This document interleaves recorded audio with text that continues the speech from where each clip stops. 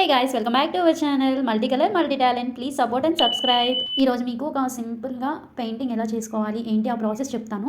And ఎంత రాని వాళ్ళైనా సరే ఈ పెయింటింగ్ ఈజీగా చేసేస్తారనమాట. అయితే నేను చేసేది ఒక కోరా కాటన్ ఫ్యాబ్రిక్ బ్యాగ్ నేనే ఓన్గా స్టిచ్ చేశాను. ఆల్రెడీ మన పేజ్ కనుక సబ్స్క్రైబ్ చేసుకొని ఫాలో అవుతున్న వాళ్ళకైతే తెలుస్తుంది నేను సేల్ చేస్తున్నాను అన్న విషయం.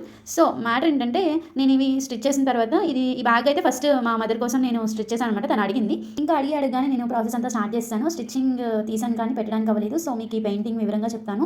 అండ్ సింపుల్గా మనం ఇంట్లో ముగ్గులు అలాంటివి ఏదైనా డ్రాయింగ్ సింపుల్గా నార్మల్గా పెన్ పట్టుకోవడం వచ్చిన వాళ్ళు డిజైన్స్ వేస్తారు కదా. సో అలానే నేను నార్మల్ ఫ్లవర్స్ అలా డిజైన్ చేసుకొని బేస్ పెట్టుకొని వేసుకున్నాను.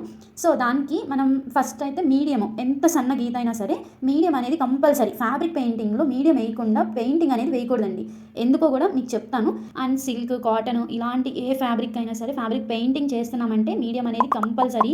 అండ్ ఈ మీడియం వల్ల ఏంటి ఉపయోగాలు అనుకుంటున్నారేమో, పెయింట్ ఎక్కువ పట్టదండి. ఈ మీడియం వేసి ఒక హాఫ్ డే వరకు వదిలేసిన తర్వాత మళ్ళీ మనం కలర్ అప్లై చేస్తే స్ప్రెడ్ అవ్వకుండా ఉంటుంది. ఇలా చేయడం వల్ల మనం వేసిన డిజైన్ చాలా అందంగా కనిపిస్తుంది అండ్ అవుట్పుట్ అయితే ఎక్సలెంట్గా వస్తుందండి. అండ్ ఇంకొక పాయింట్ ఏంటంటే, ఈ మీడియం వేయకుండా ఉత్త పెయింటింగ్తోనే మనం ఫినిషింగ్ ఇస్తే లైఫ్ ఎక్కువ ఉండదు. మనం చేసిన పెయింటింగ్కి లైఫ్ అనేది తక్కువ ఉంటుంది.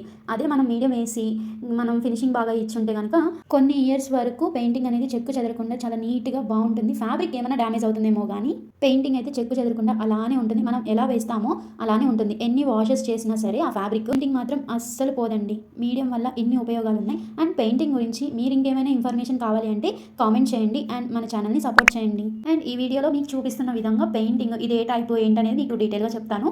ఇదేంటంటే నేను జస్ట్ ఫిల్లింగ్ చూపిస్తున్నాను ఫస్ట్ కాబట్టి నేను జస్ట్ ఫిల్లింగ్ చూపిస్తున్నాను.